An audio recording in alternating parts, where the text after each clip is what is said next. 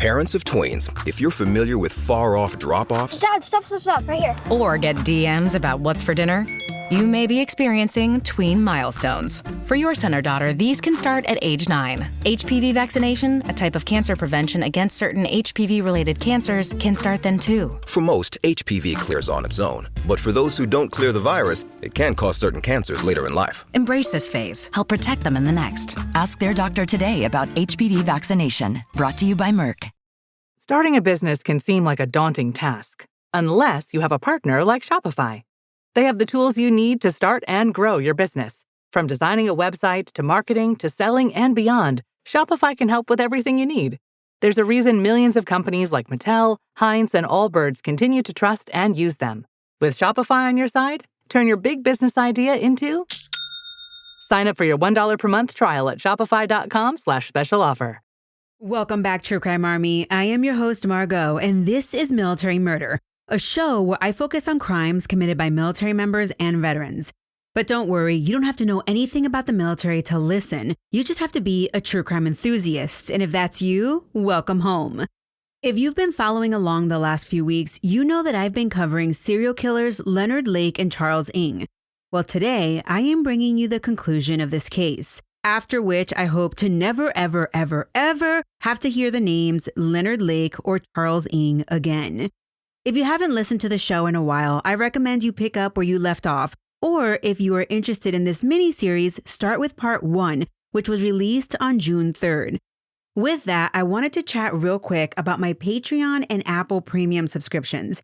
Many people are often confused when I mention those, and I wanted to make sure everyone understood what they are. Patreon is a platform where creators put their content, usually ad-free, but where they also put other bonus content.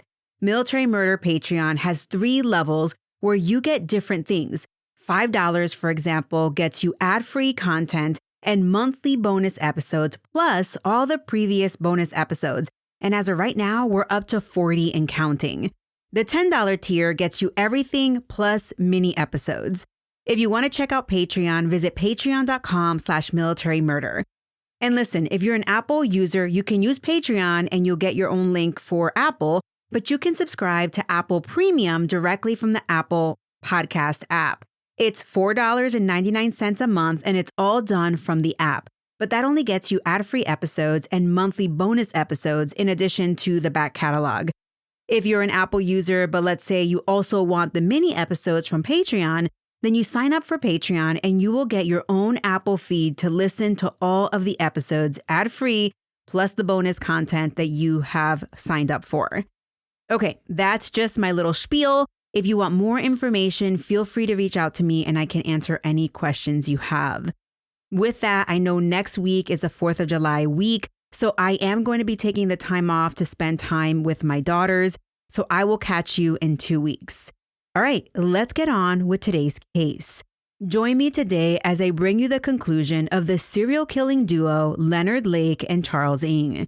Now, let's keep digging. Military murder is an independent project and is not endorsed by the Department of Defense or any military component. The views expressed are those of the host. The content of this podcast is not meant to be legal or medical advice. Warning, this episode contains graphic details of murder and is not suitable for young listeners. Listener discretion is advised.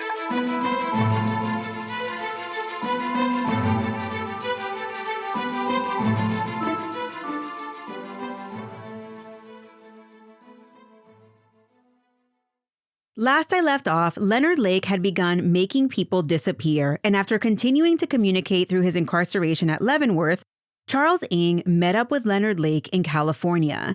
Something that I left out in the previous episode is that at some point, Cricket and Leonard were formally divorced, but they continued their on-again, off-again relationship. It was like after the divorce, they became friends with benefits, and both parties appeared to like it that way. When Charles got back to San Francisco, he lived in limbo for a while. Sometimes he stayed with Leonard, other times he stayed with his aunt. And almost immediately, people continued to go missing. The first were the Dubs family that I told you about in episode 1, and then Paul Costner, which you also heard me talk about in episode 1. But in between those disappearances, something happened. During this time, Charles befriended a man named Cliff Peranto. Cliff knew that Charles was looking for a job, so he encouraged him to apply at his job, the Dennis Moving Company. Charles took him up on this offer, and in early September of 1984, Charles and Leonard Lake showed up to the Dennis Moving Company in San Francisco looking for a job. The company only needed one guy, so Charles was hired and Leonard had to go pound sand. After being with the moving company for a little bit, Charles was described by coworkers as shy and quiet by some, but others remembered him for a few phrases that outside of the Marines just didn't seem to belong. Phrases like no gun, no fun, no thrill, no kill, no pain, no gain, and others that I would prefer not to repeat. Charles often talked about guns and knives at an almost obsessive level, and he did this while at work and even brought in an illegal butterfly knife to work. And then there was a time at a get-together at coworker Clifford's house that Charles showed up with a bag of marijuana and told his friends that he had a friend with a plantation a few hours away in the hills. If the coworkers wanted some of that devil's lettuce, all they had to do was come help work on the plantation. During Charles's time working at the moving company, the Dubs and Paul Costner went missing, and that was in June and November of 1984. In January of 1985, one of Charles's coworkers, Clifford, the guy who got him the moving gig, well, he went out with some friends. It was the Friday of Super Bowl weekend, so the festivities were starting early. Cliff was dropped off by a coworker named Hector, and as they parted ways, Cliff said, "Catch it tomorrow," as both men were supposed to work on Saturday. When Saturday rolled around and Cliff didn't report to work, Hector got a little worried. He called Cliff, and after not getting an answer, Hector went to Clifford's house. Hector pounded on the door, but Cliff still didn't answer. But present in front of the house was Clifford's motorcycle. The following day, Super Bowl Sunday, Hector figured that Cliff would just show up at one of the two pre-planned Super Bowl parties. But Cliff's absence was felt hard, especially after the game, when Cliff won the Super Bowl pool. Days later, Dennis, the owner of Dennis Moving Company, received a letter that said, quote, "Dennis, sorry to leave on such short notice, but a new job, place to live, and money all came at once. Please send my check for the last 3 days I worked and my W-2 to my new address below. Signed, thanks, Cliff," end quote. Something wasn't right. Cliff had a former girlfriend named Cynthia, and after nearly 8 years together, Cynthia had decided to break things off with Cliff. Prior to their breakup, they had shared an apartment, and before he disappeared, she went there twice to get some of her stuff. After she heard that Cliff had gone missing, she went back over to the apartment and noticed things that were out of place or missing. As she looked around, she noticed more and more, stating, quote, "Mostly everything was missing," end quote. Hector noticed something big missing from Cliff's apartment too. Cliff's whole motorcycle was now gone.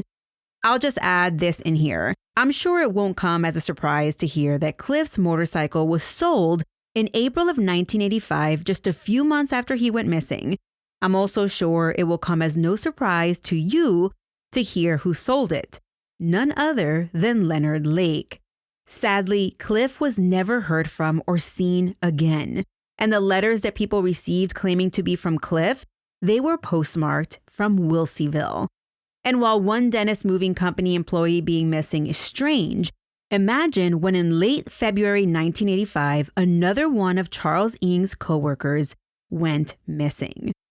Jeffrey Jeff Gerald lived in San Francisco with his girlfriend Terry and her 3-year-old daughter, and Jeff played guitar in a band during his spare time. On February 24th, Jeff got a phone call. After he was done talking, he told his girlfriend that he was going to a bus station to meet someone to do a side moving gig. Jeff left, and Terry never saw Jeff again. The following day, February 25th, back in Northern California, one of Leonard's neighbors named George came to his door complaining about the sounds of gunfire coming from Leonard's property. You see, George ran a church camp, and he was worried that shots might hurt one of his campgoers. When Leonard opened the door, he was naked, like completely nude. Not even underwear, but he had a sheet wrapped around his arm and he was bleeding significantly. George asked Leonard, "What the heck, are you okay?" and Leonard said that he cut himself on a circular saw. But I guess when Leonard failed to control the bleeding, he took himself to a hospital and told a different story. He told the hospital staff that he shot himself in the finger. Back in San Francisco, Terry filed a missing persons report for Jeff with the police a few days later. And then on the 27th, she got back to their place and noticed something weird. Their apartment door was ajar, which, of course, it shouldn't have been, and she didn't leave it that way. And when Terry looked inside, she noticed several things missing, such as Jeff's clothes, his guitar, and his amplifier.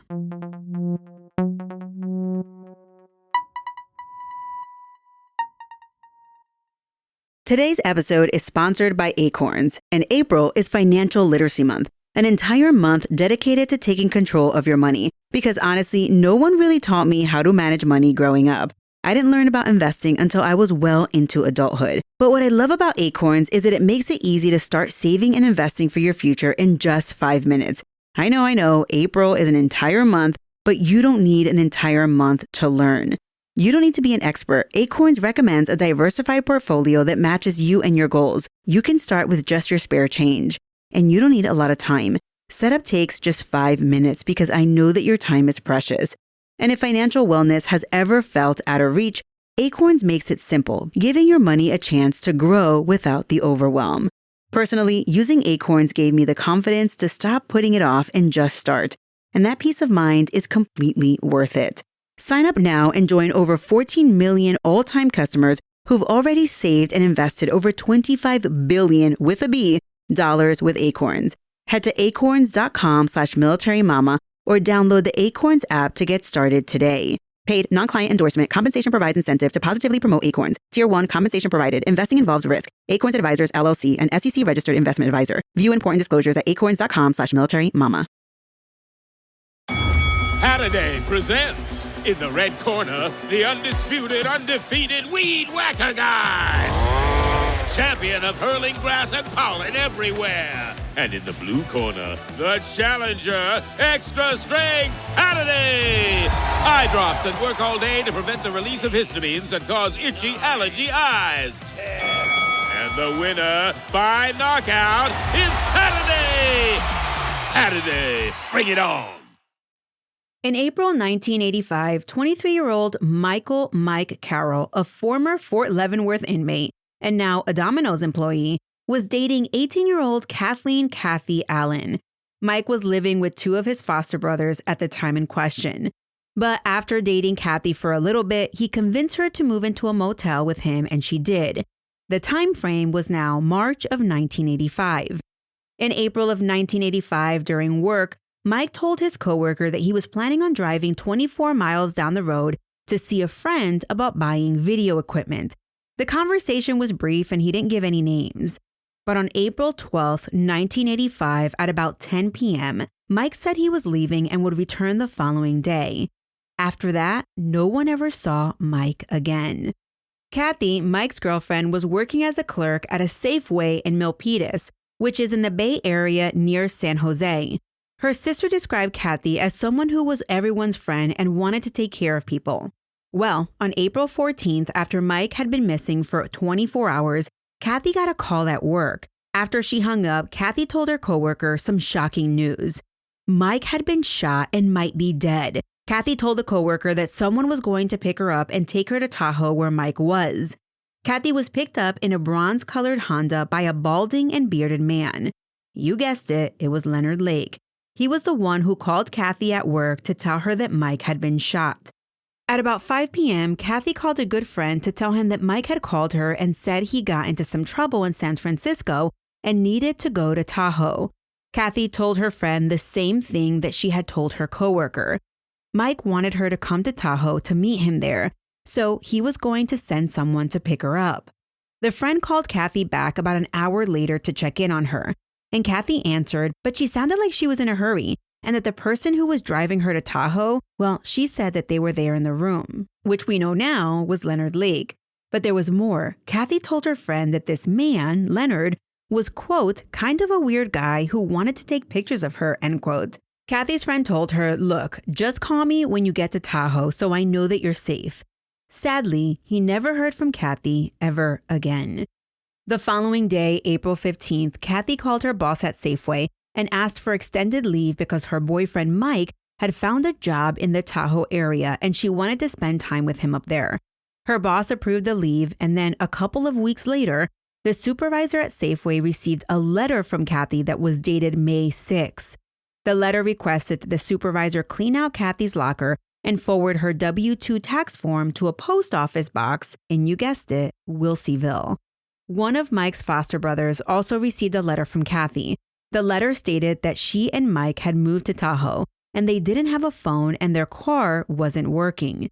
Then 2 random men showed up at Mike's brother's door. The men told Mike's brother that they were there to pick up Mike's stuff. They even had a letter allegedly from Mike saying that the 2 men would be picking up his things. One of the men, a balding and bearded man, Leonard Lake, leered at Mike's sister-in-law and daughter, making Mike's brother freaked out. He looked at Leonard and the other man and told them to get the hell out of there. Mike's family never saw Mike again. Oh, but wait, there's more. Not long after Kathy and Mike disappeared, Leonard asked a San Jose mailman named George to help him with something. Leonard had met George a few years earlier through their mutual friend Charles Gunner, the same Charles Gunner that had gone missing in Wilseyville in '83. Leonard told George, the postman, that he needed help picking up a stranded car in Milpitas, which is where Mike and Kathy were from. Leonard told George that he was going to send a young man named Charles Ng to the bus depot with keys to the car. George's daughter was the one who met up with Charles Ng, who gave her an envelope with the keys and directions. The daughter gave the keys to her dad, who picked up the car, a 1974 Capri, and brought it to his house. Later, Leonard came to George's house and asked George to fix the car up and try to sell it. Well, you can't sell a car legally without the title, which back then, proof of ownership was called a pink slip. A few days later, Leonard mailed George the pink slip, and the name on it was Mike Carroll. So if you're tracking, that is a lot of missing people left in Leonard and Charles's wake. The property next to Leonard Lakes in Wilseyville was a cabin known as the Carter House. A couple named Brenda O'Connor and her boyfriend Lonnie Bond moved into it in January of 1985 with their toddler son, Lonnie Jr. The Carter House and Leonard's cabin shared a road, so you'd turn off the highway and go up the shared road about 200 yards before the road split off and a separate driveway went to each of the cabins. There was a gate at the base of the road that Leonard insisted be kept locked. Not long after Brenda and Lonnie moved into the Carter House, a man called their property manager with a noise complaint. The man, who identified himself as Charles Gunner, said that Lonnie was firing gunshots off. The man posing as Charles Gunner was Leonard Lake, and he told the property manager that besides shooting guns, Lonnie wasn't keeping the gate locked. Leonard was making it pretty clear to people living in Wilseyville that he didn't like Lonnie and Brenda. However, he told other neighbors that he was going to, quote, have Brenda. On the other side of the fence, so to speak, Brenda told others that she didn't like staying at the Carter House. She said that Leonard kept approaching her and asking her if he could take pictures of her and her baby naked. And she was like, no thanks. Lonnie and Brenda had a good friend. They had met this man backpacking through California, and his name was Robin Scott Stapley, and he went by his middle name Scott. Now, this was the name that Leonard Lake gave police when Charles Ng stole the vase at the hardware store in San Francisco, and this was from episode 1 or part 1. Well, Scott had a girlfriend named Tori that lived in San Francisco. On April 19th, 1985, Scott told Tori that he was going to help Lonnie and Brenda out by bringing a load of Brenda's stuff up to the Carter House in Wilseyville. Sadly, after he left that day, he never returned. On April 23, 1985, California Highway Patrol responded to a traffic accident near Wilseyville. At the scene was a semi and a pickup truck that was registered to Scott Stapley. Except Scott wasn't the one driving his truck. He wasn't even there. Charles Ng was the one driving it. Charles must have fed the Highway Patrol some kind of line because he wasn't cited for anything. And I'm not sure if Scott's pickup truck was drivable or not, but Charles was able to leave the scene. The following day, April 24th, Tori, Scott's girlfriend, answered a knock at the door. It was a man identifying himself as Charles Gunner, and behind him was Charles Ng. Leonard, posing as Gunner, told Tori that he had gone to the Carter house and found all 4 of the inside people, which was Scott, Brenda, Lonnie Sr., and baby Lonnie Jr., dead, and that there was blood all over the place. Leonard told Tori that he had taken the bodies, burned them, buried them, and then cleared the house. What? I remember reading this in the book Die For Me, and none of this makes any sense. So just bear with me.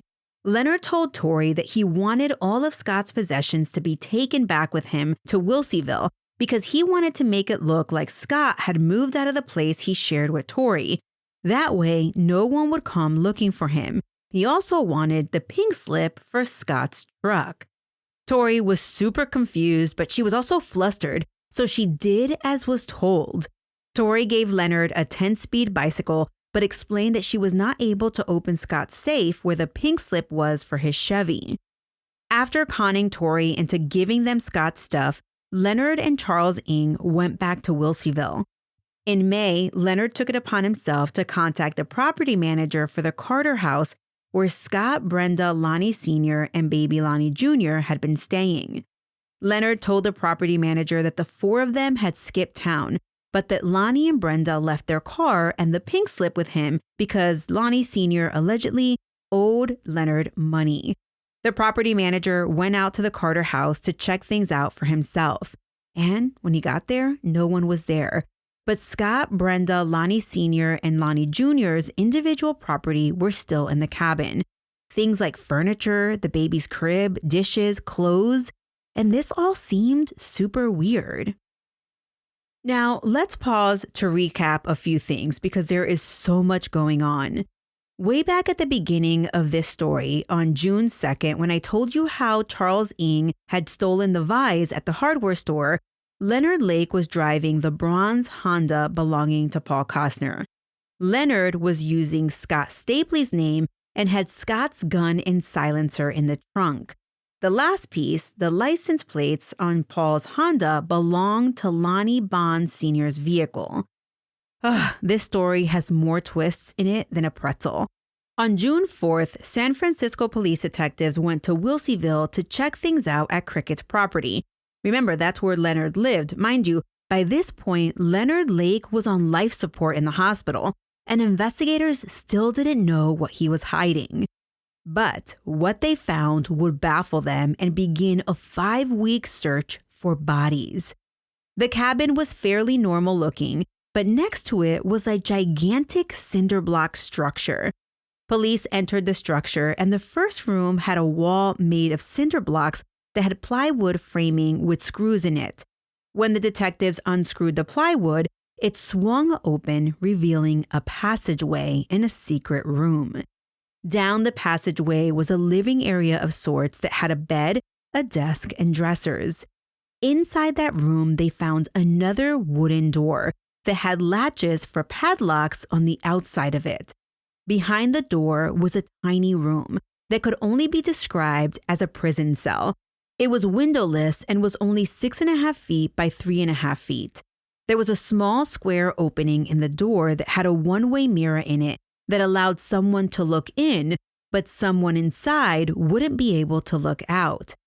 Inside this tiny room contained a small platform with some foam on it that investigators thought was a makeshift bed. There was a 5-gallon bucket on the floor that was used as a toilet with a roll of toilet paper next to it. And during that search is when investigators started finding a lot of evidence concerning missing people from San Francisco and Wilseyville. Here are just some of the things they recovered inside and around that Wilseyville property. Jeff Gerald's guitar case and guitar. They also found his social security card. And remember, Jeff was one of Charles Ng's co-workers at the Dennis Moving Company that had gone missing. Paul Costner's missing license plate from his bronze Honda was also found there, as well as the replaced visor with a bullet hole in it. Paul's driver's license and business cards were found buried in an envelope nearby. Investigators also unearthed a 2-gallon plastic bucket that had documents with Kathy Allen's name on them, including her ID and her checkbook. In another buried bucket, they found Mike Carroll's credit card and his driver's license. Also located were several documents with the name Dubs on them, as well as the missing stereo equipment and VCR player that was missing from the Dubs' apartment. They also located a buried barrel. Inside the barrel were human remains belonging to Cheryl Okoro, along with a letter signed by her.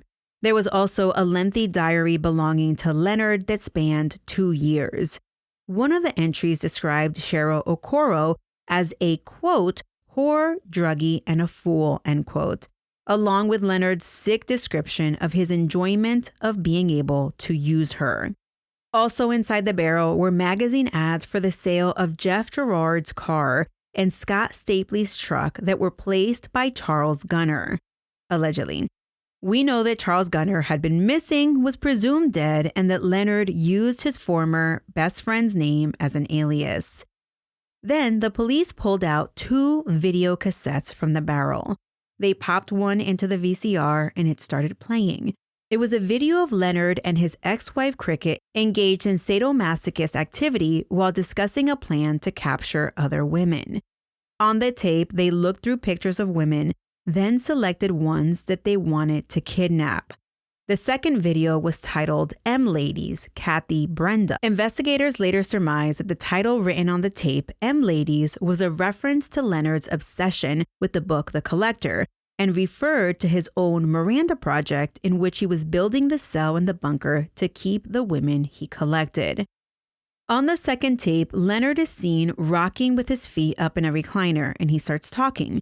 He goes into the lengthy monologue about the bunker that I played for you last time, and then what kind of sex partner he wanted. He talked about how he would lock the sex partner away in the cell when he was done using them. At the end of the tape, there are 2 women. They are Kathy and Brenda, but they're not together.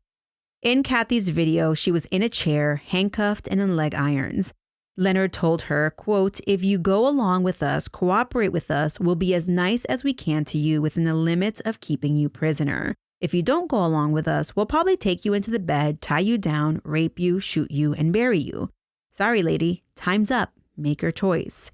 Kathy replied, well, I have to be available. And Leonard answered, that's all we wanted to hear. While you're here, he said, we'll keep you busy. You'll wash for us, you'll clean for us, cook for us, you'll us. That's your choice in a nutshell. It's not much of a choice unless you've got a death wish. The video goes on for a little bit of time and then cuts to Kathy in lingerie, and then cuts again to her giving Charles a massage.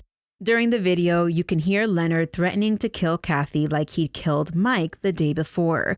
If she did what he said, Leonard alleged that he would release her in 30 days. The next clip is Brenda O'Connor in the same chair that Kathy had been sitting in. She's also handcuffed and she asks, are you going to let us go soon? Leonard said, probably not. And Brenda said back, why are you doing this? When questioned by Brenda about why he was doing this, Leonard replied, because we hate you. Your baby is going to be taken away. Brenda said, what do you mean taken away? And Leonard just said, there's a family down in Fresno that doesn't have a baby. Brenda cried, you're not taking my baby away from me.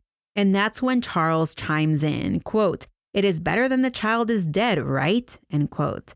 In a panicked voice, Brenda says, that's my baby. Leonard then tells her, quote, your baby is sound asleep like a rock. Brenda then responds, why do you guys do this? And Leonard again said, we don't like you. Would you like me to put it in writing? Brenda then whispers, no. The tape continues for a little bit and then cuts again and shows Brenda nude while Charles is removing his clothes next to her.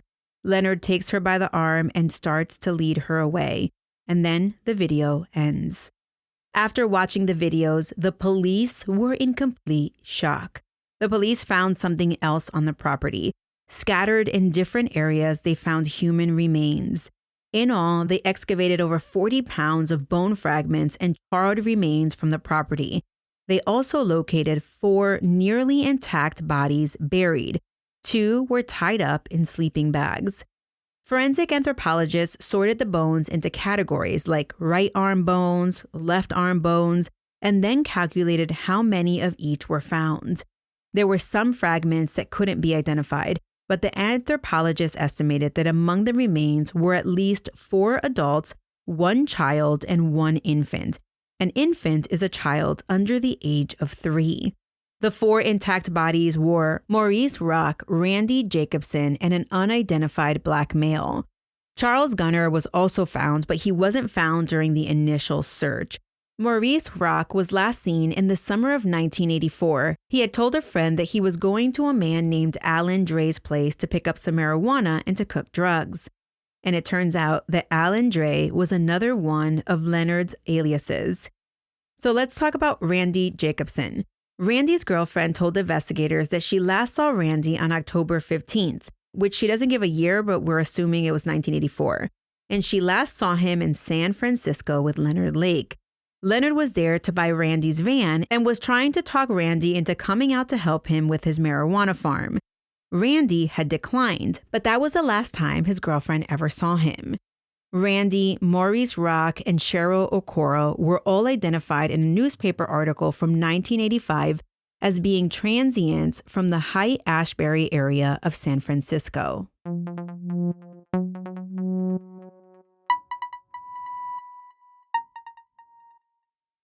Hello, Nigel here. I couldn't help noticing that you're still awake. Now, I'm an owl, I'm supposed to be up at night, but you need your sleep. So if it's your allergy symptoms that are keeping you up, here's a word to the wise. Try Xyzal. You see, Xyzal works fast to relieve sneezing, runny nose, itchy watery eyes, and itchy nose and throat. And it keeps going strong for 24 hours, so you can get your sleep and wake up refreshed and ready for a productive day ahead. Be wise, all. Take Xyzal at night. Use as directed. Starts working in 45 minutes. Ryan Reynolds here from Mint Mobile. I don't know if you knew this, but anyone can get the same premium wireless for $15 a month plan that I've been enjoying. It's not just for celebrities. So do like I did and have one of your assistants switch you to Mint Mobile today. I'm told it's super easy to do at mintmobile.com/switch. Upfront payment of $45 for 3-month plan, equivalent to $15 per month required. Intro rate first 3 months only, then full price plan options available. Taxes and fees extra. See full terms at mintmobile.com. So let me direct your attention to June of 1985. Charles Ng tried to steal the vise that ended up with Leonard taking some cyanide, dying, and Charles going on the run heading to Canada. Police issued a federal fugitive warrant for Charles Ng on June 11th, but it took another month before Charles Ng would screw up again and get caught. The funny thing is, he got caught by shoplifting. Yep, that did him in the second time as well. On July 6, 1985, Charles was in a store in Calgary, Alberta, Canada. He put a can of fish and some other food items into a bag, and then he walked out without paying. However, 2 sharp-eyed security guards spotted Charles, and one security guard named Sean went after Charles. Sean took the bag from Charles and walked him back inside. At this point, Charles was offering no resistance. However, once they were back inside the store, Charles reached for something in his fanny pack. The second security guard, George, realized what it was and shouted, "He has a gun!" Turned out to be a .22 caliber pistol. Immediately, a struggle ensued, and Sean was able to kick Charles's feet right from under him and shouldered him at the same time, taking him to the ground. As they fell, Charles pulled out the gun. Sean was able to put his hands around the trigger guard, but Charles managed to pull the trigger. The first shot missed Sean. Sean tried to get the gun again, and this time Charles bit him on the wrist. Sean straddled Charles, and Charles shot the gun again. This time, he struck Sean in the hand. At that time, Calgary police arrived and were able to arrest Charles. When they searched his backpack, they found a mask, a knife, rope, cyanide capsules, a gun, and extra ammunition. Charles was charged by the Canadian government with attempted murder, robbery, and possession of a firearm. By the time he was booked, the cops laughed because Charles had soiled himself. And well, not sure if he had made a pact with Leonard, but while in his cell, he attempted to hang himself with his dirty drawers, but he was stopped by the guards and left naked in his cell. While in Canadian jail, 2 California detectives flew up to question Ng. But at first, he didn't want to talk, but then he blabbed for 4 hours, off the record, because he refused to be recorded. Charles Ng admitted that Leonard Lake killed a lot of people, but he never implicated himself in any of the murders or disappearances. Charles Ng was 25 years old when his case was presented in a Canadian courtroom. It was a judge-alone case, and the judge acquitted Ng of attempted murder of the security guard. But he was convicted of assault and robbery and sentenced to 4.5 years in Canadian prison. Now it was a waiting game for the U.S. They had to persuade the Canadian government to extradite Charles, but a decade earlier, the two countries had agreed to extradition only in non-death penalty cases. In February of 1987, the United States formally requested Charles' extradition to stand trial in California on 19 criminal counts, including 12 murders. And those were the murders of Harvey, Deborah, and Sean Dubbs, Lonnie Bond Sr., Lonnie Bond Jr., Brenda O'Connor, Scott Stapley, Paul Costner, Kathy Allen, Mike Carroll, Clifford Parenteau, and Jeff Gerald. The other counts were for kidnapping, conspiracy to murder, accessory after a murder, conspiracy to kidnap, and burglary. The U.S. declared that Charles Ng would face the death penalty in California for his part in the murders. Canada, which I told you does not have the death penalty, they were and still are reluctant to extradite defendants back to countries that do have the death penalty. According to a Canadian court document, quote, when the offense for which extradition is requested is punishable by death under the laws of the requesting state, and the laws of the requested state do not permit such punishment for that offense, extradition may be refused unless the requesting state provides such assurances as the requested state considers sufficient that the death penalty shall not be imposed, or, if imposed, shall not be executed, end quote. With that being said, the power to seek assurances that the death penalty will not be imposed is discretionary and is conferred on the Minister of Justice pursuant to Section 25 of the Extradition Act. In October of 1989, the Canadian Minister of Justice decided not to seek the assurances, and Charles's extradition was ordered. But Charles still had the appeal process, which went all the way to the Supreme Court of Canada, a process that took almost 3 years. During this time, Charles had hearing after hearing after hearing. At one of the extradition hearings, a confidential informant who was also an inmate who had been housed near Charles in jail testified about drawings that Charles had given him. It was over 150 caricatures. These caricatures were more like storyboards, drawings based on things that Charles talked to the CI about. CI is confidential informant, which was the heinous things that he had done with Leonard. At one point, Charles told the CI that he was worried about the M Ladies videotape with Kathy and Brenda, which was the video cassette that investigators found buried in a bucket on Leonard's property. Charles said the video showed a woman complaining that it was too warm. Charles then opened up his butterfly knife and cut her shirt off. He thought it was caught on camera, and now we know that it actually was. According to court documents, a drawing correlating to this story depicted a caricature of a man, obviously Leonard Lake, who was holding a whip in his right hand, fondling himself with his left and saying, quote, "Oh, I love you, Kathy, I really do," end quote. There is a female bound hand and foot on what appears to be a bed or small table. The drawing shows Charles from behind a videotape recording sitting on a tripod with a cartoon voice bubble saying, "Rice is ready, dinner time." Ugh, I hate these guys. At another time, Charles told the CI that he and Leonard would kill people, then burn them. The correlating drawings from Charles depicted Leonard and Charles throwing a body into a barbecue or blazing fire.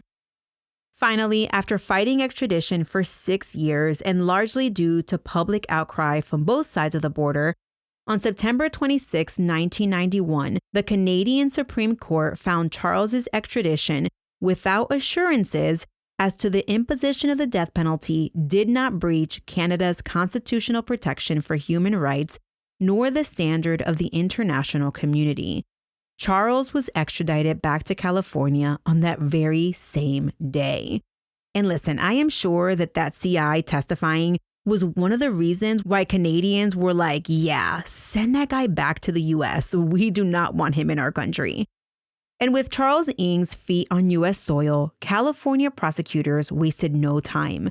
On September 27, 1991, Charles was arraigned on 11 murder counts. A 12th count was added in 1992. And just a note, prosecutors did charge Charles with other counts like kidnapping, but in late 1992, they decided to drop all the lesser charges to focus solely on the 12 murder counts. Charles, not surprisingly, entered a not guilty plea to all counts. While California was ready to get the show on the road and put Charles Ng in front of a jury, Charles wasn't a dummy. The guy knew how to manipulate the system, and from 1991 and over the next 7 years, Charles filed motion after motion delaying his trial.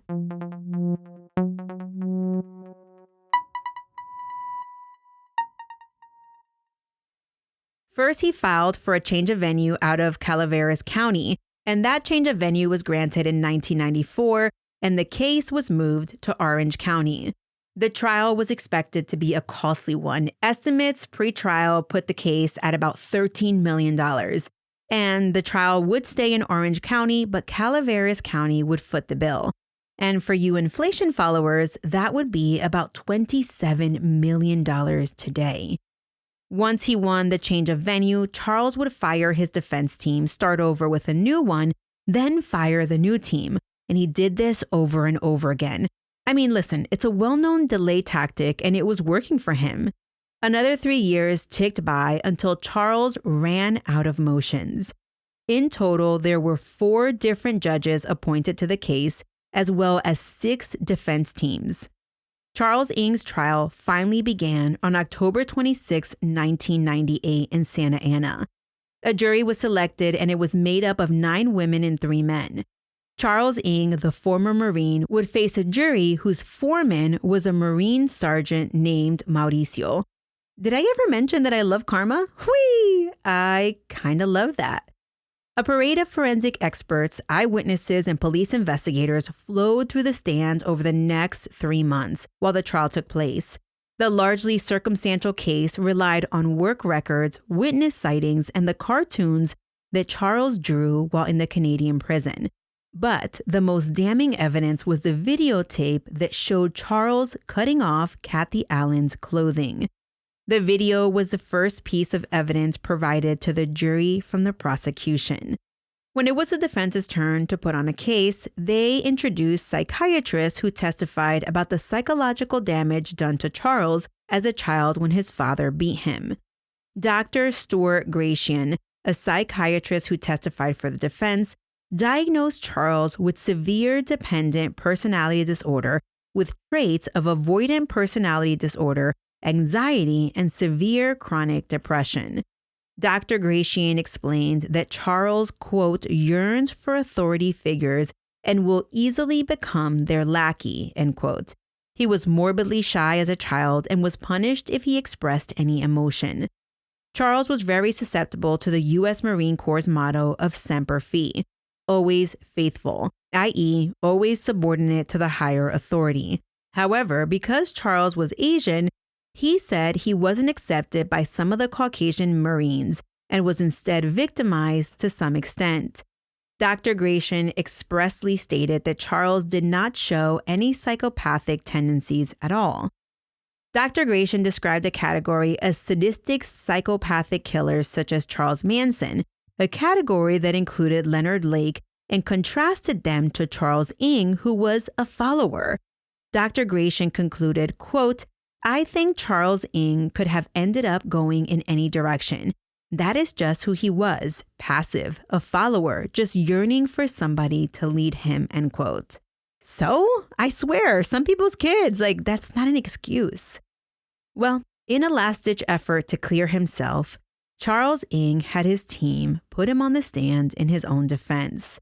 Charles Ng, with a straightforward face, mind you, told the jury he was innocent and had an explanation for everything. For most of the trial, Charles sat scribbling on a notepad and displayed no emotion on his face.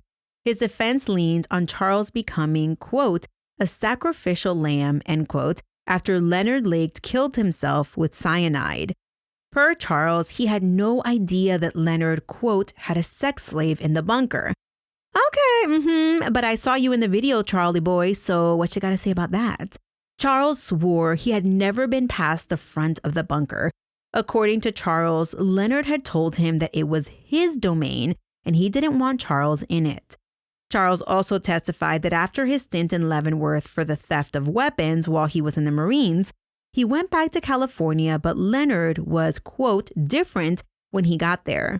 Per Charles's testimony, he said, Leonard was more secretive, he was more paranoid, he was more security conscious. He doesn't want me to know a lot of things he was doing or involved in at the time, end quote. Charles testified that he didn't kill the Dubs family. He admitted to going to their apartment and taking their belongings, but it was under Leonard's direction. Leonard had driven him there, given him a key, and told him to open the door, get a duffel bag and a flight bag that were sitting inside the door. As for Paul Costner, of course Charles didn't have anything to do with his murder. Per Charles, Leonard told him he got Paul's bronze Honda, quote, from some drug dealers he had dealt with, end quote. Charles swore he didn't kill his coworker, Cliff. And as far as his other coworker, Jeff, Charles said he couldn't have killed Jeff because Charles was at work the day that Jeff was last seen, and he was also at work on the day when Jeff's belongings were stolen. Charles said he didn't kill Kathy Allen or Mike Carroll. He said that his involvement with Kathy and the M ladies was all Leonard's idea.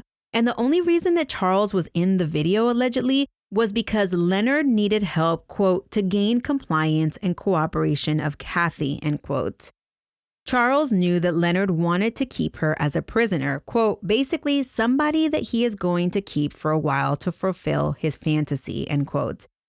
It was not Charles's impression that Leonard planned to kill her. Charles testified that he understood that she was not there willingly at the outset and did not know whether she would eventually become willing. Kathy was the first woman Charles had helped Leonard with. He said that he couldn't say no to Leonard nor confront him.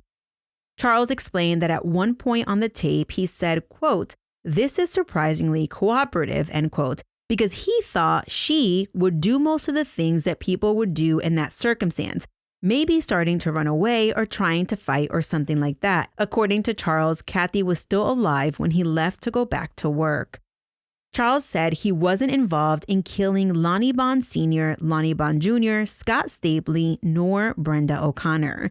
He claimed that he worked all day on April 18th, 19th, and 20th. When he went to Leonard's place on the 21st, he saw Lonnie's body lying under the rear porch of Leonard's house. Leonard asked Charles to help arrange the dead bodies so that they were tied up and bound, quote, like the biker style, end quote, because apparently he wanted it to appear that they were killed by rival drug dealers or bike-type people. Charles tied them up and put gags on them, and he helped bury the bodies as well. However, Charles said he didn't know why Lonnie's bank card was found in his apartment. Charles said in regard to Brenda being on the M Ladies tape, he understood that Leonard was doing the same thing as he had done with Kathy Allen. Leonard had told Charles that he did not like Brenda for a number of reasons. Charles knew that Leonard intended to make Brenda a prisoner and that Charles intended to help, quote, by projecting this solidarity with Leonard that there are two persons involved, that Brenda will comply and that she will also not try to run away, end quote. Charles never intended to hurt her, kill her, or help Leonard kill her. Charles admitted he acted aggressively on the videotape because Leonard liked Kathy Allen but hated Brenda O'Connor. So he kind of set the tone. Charles said he knew that Leonard enjoyed dominance over women, as he had engaged in that type of activity with Cricket during their marriage. When Brenda said to Lake, quote, what are you going to do to us? Why are you doing this? Leonard responded, because we hate you, end quote. Charles did not hate her, but he also didn't object because according to him, he was putting on an act. Charles behaved in a certain way, he says, because the camera was on. Charles said he and Leonard were pretty cold-hearted as part of the effort to intimidate Brenda. When Leonard made the remark about Brenda cooking for them, working for them, and having sex with them, Charles thought that Leonard was, quote, making the same kind of remarks that are idle threats that are instrumental in controlling and cooperating with Brenda. And Charles' shenanigans on the stand continued. Charles said that he stole the vise from the hardware store because Leonard Lake told me he needed a vise for his workshop in Wilseyville and didn't want to pay for it, end quote. When asked whether Charles would do, quote, just about anything Leonard Lake told you to do, end quote, he answered no. Charles stated there was a line he wouldn't cross, and that included hurting, killing, or anything like that. He said, quote, I won't do it, end quote. Charles said he went to Canada out of fear, particularly because he didn't know the full range of criminal activities that Leonard was involved in. He knew the Honda was stolen and he was concerned about being deported. Charles also knew he could get in trouble for the Dubs' apartment burglary, as well as Leonard's marijuana that was in Charles's apartment. Anyway, his testimony went on and on and on. And with that, the jury went into deliberations on February 8th, 1999. The jury deliberated for more than 2 weeks before finally returning their verdict. Charles Ng was found guilty of 11 counts of first-degree murder. Wait, what? Weren't there 12 counts? Well, there were. The jury, it turned out, was unable to come to an agreement on one charge. The jury was split 7-5 on the murder of Paul Costner. The judge declared a mistrial for that one count. Sharon Salido, Paul's sister, who fought so hard for the police to investigate her brother's disappearance, was devastated. She told the press, quote, I can't believe it. We never got the body and now we have no justice. I am really happy they reached guilty verdicts on 11 counts, but it should have been 12, end quote. Sharon and Paul's mom, Virginia Nestle, who was 74 at the time of the trial, traveled from Ohio to be present at the trial in California. She sobbed into her hands as the verdicts were read. Later, she told the press that when the jury announced they were deadlocked on one of the counts, she had a premonition that it was Paul's case. She said, quote, I was resigned to the fact, end quote. The penalty followed the verdict a month later. The state wanted the death penalty, while the defense pushed for a sentence of life in prison. Both sides presented impact witnesses to try to sway the decision in their favor. For the defense, Kenneth Ng, Charles's father, spoke. He told the jury, quote, I don't know how to say how our son Charles got involved with this thing. I don't know what to say to you, good people, end quote. He talked about trying to raise Charles the right way, which involved a lot of physical punishment. Kenneth said, quote, I tried to bring him up right. Unfortunately, I used the wrong way. I thought this was normal, but now I know how wrong I am. Even my wife tried to stop me. Of course, our family feels very bad. Our family feels very shameful, and we feel very sorry, end quote. Kenneth begged the jury to sentence Charles to life in prison instead of death. Members of the victims' families felt sorry for Charles's parents. However, they didn't feel like that meant that Charles shouldn't get the death penalty. Scott Stapley's mother, Lola, said, quote, my heart bleeds for Kenneth. It absolutely bleeds for him. But Charles has to take responsibility for his actions. My son will never live out his dreams. Scott is dead, killed in a monstrous way. Ng has sentenced us all to a sentence of living death without the possibility of parole, end quote. One mother, not identified in the article I read, told the judge, quote, it will never bring us closure, but it will bring justice. May God forgive me, but I want Charles Ng dead, end quote. Kathy Allen's sister Diane asked the judge to, quote, please put Charles Ng to death so he doesn't have an opportunity to ever hurt anyone else again, outside bars or behind bars, end quote. On June 30th, 1999, Charles Ng learned his fate. The jury declared that he should receive the death penalty. In his latest appeal in January of 2022, the California Supreme Court upheld Charles Ng's death penalty. However, there has been a moratorium on death sentences in California since Governor Gavin Newsom declared them to be halted. When the verdict was read, Charles's head sank into his chest and his shoulders sagged. One juror cried as the verdict was read. The victims' families held each other tightly. It took 5 minutes for the court clerk to read the jury's findings on the 11 counts. Today, Charles Ng is serving his time at San Quentin. During her research, Haley Gray located a retired dating profile from 2005 in which Charles Ng seemed to be looking for love or money or both. And just for giggles, I'm going to read it to you. The entry reads, quote, "My name is Charles Chitat Ng. I am an Asian male of average build. I was born December 24th, 1960, and raised in Hong Kong in a traditional Chinese family, but I've spent the majority of my adult life in North America. I graduated from high school in England. I have never been married and have no children. I have traveled to many countries and have been exposed to many cultures. My remaining immediate family members reside outside the United States, and I am currently the only Chinese prisoner on California's death row at San Quentin Prison. My case, from inception to verdict, has been both a travesty and outrage of mistreatments and miscarriage of justice. Because of these and other reasons, I constantly feel misplaced, sad, and lonely, like a dolphin caught inside a tuna net." What? This mofo, like really right now? Okay, let me continue. Quote, "I am writing because I am interested in seeking sincere friendship through correspondence and visiting with someone I can build an enduring and meaningful companionship with. Someone with whom I can share good times, bad times, life, thoughts, feelings, experiences, and passions from this dark hole of humanity.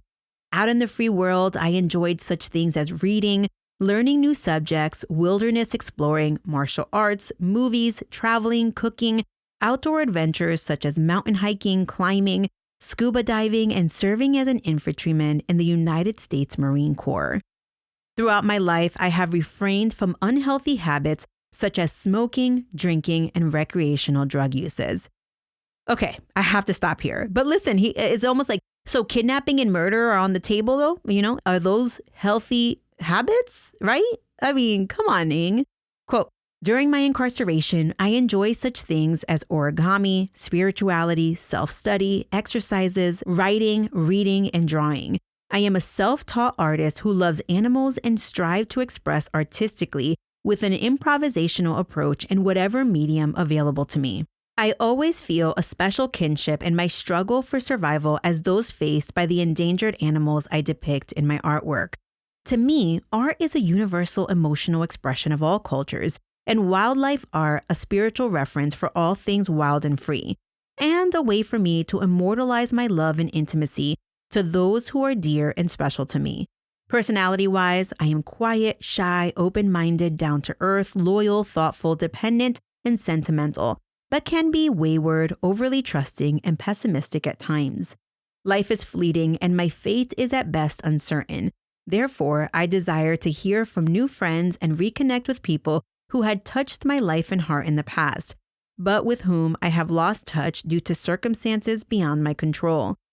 I would be most grateful to be able to share the precious time I have left in this world with honest, open-minded, and good-hearted people who understand and empathize with injustices, suffering, my struggle, my visions and yearnings, and who may be able and willing to lend helping hands along the way in order to try and raise money for my day-to-day items and additional art materials. I would be prepared to sell a small number of prints of any of my featured drawings.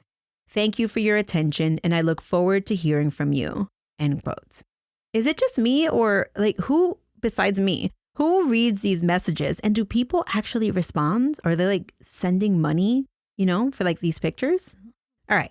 Before wrapping up, I wanted to talk about the two criminals in this case. Oh, and by the way, Cricket was never charged with anything, although you have to wonder what she really knew. Anyway, the bizarre relationship between Leonard Lake and Charles Ng is hard to wrap my head around. Some explain their bond as a folie à which translated means shared madness. Folie à was first described by two French psychiatrists, Jean-Pierre Falret and Ernest Charles Lassalle. I'm pretty sure I said those all wrong, so don't at me. Anyway, the two French psychiatrists described the folie à as delusional beliefs that transfer from a primary individual to one or more individuals, also known as secondaries. Basically, a folie à is shared psychosis or shared delusional disorder. The primaries are, as the name indicates, more dominant, while the secondaries are passive and easily influenced. Secondaries are thought to have lower emotional maturity. They're more dependent on others They can be socially isolated, they may have mental illness, and possibly impaired intelligence and judgment. This definition really fits the relationship between Leonard Lake and Charles Ng. Their disturbing yet fascinating relationship became the inspiration for characters in multiple episodes of Criminal Minds, as well as a horror movie titled House on the Hill that is based on their crime spree.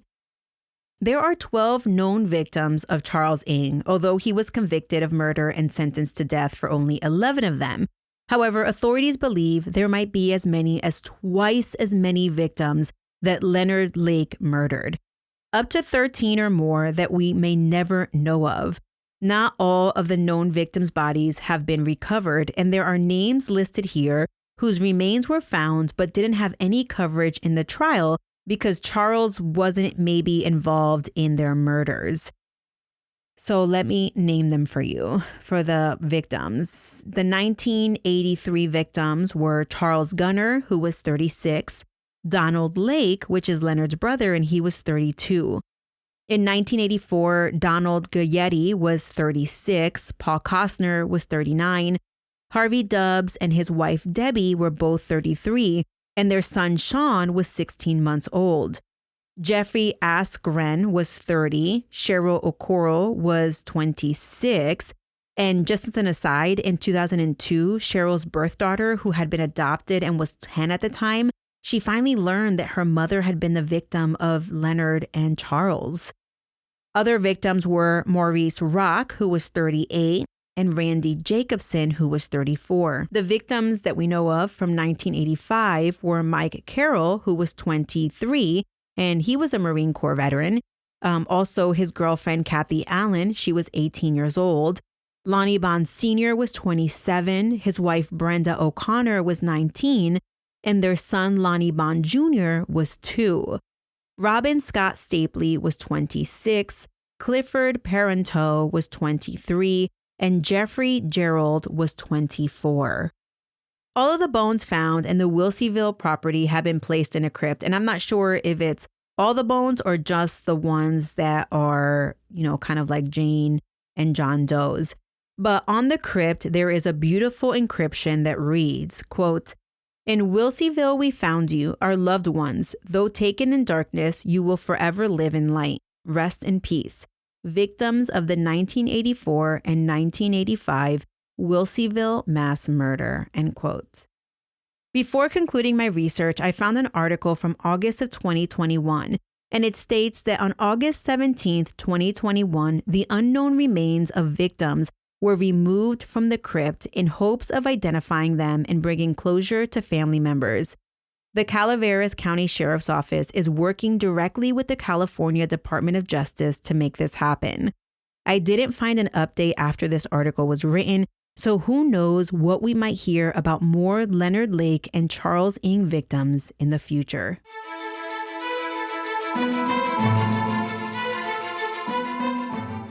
Thank you all so much for listening to this miniseries. Trust me, I plan on burning the book and all recollection of this story because it's truly haunting.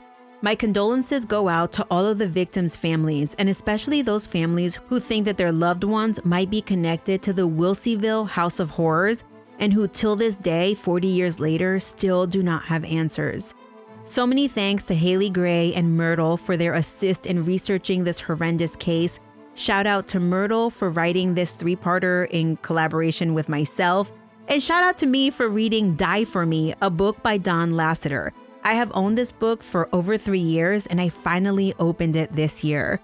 My sources for this miniseries include court documents, a documentary called Manifesto of a Serial Killer, a book titled Die For Me by Don Lasseter, some YouTube videos, and articles found in the Honolulu Star Bulletin, Honolulu Advisor, San Francisco Examiner, The Morning Call, LA Times, Web Archive, The Modesto Bee, and The Times.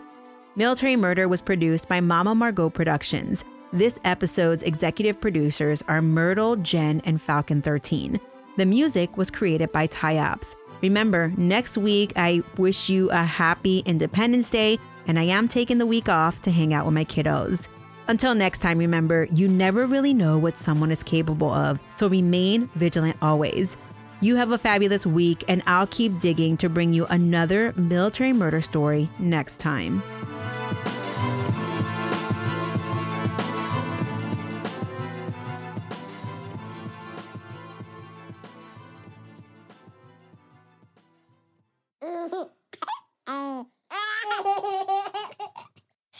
Mama's working on her podcast.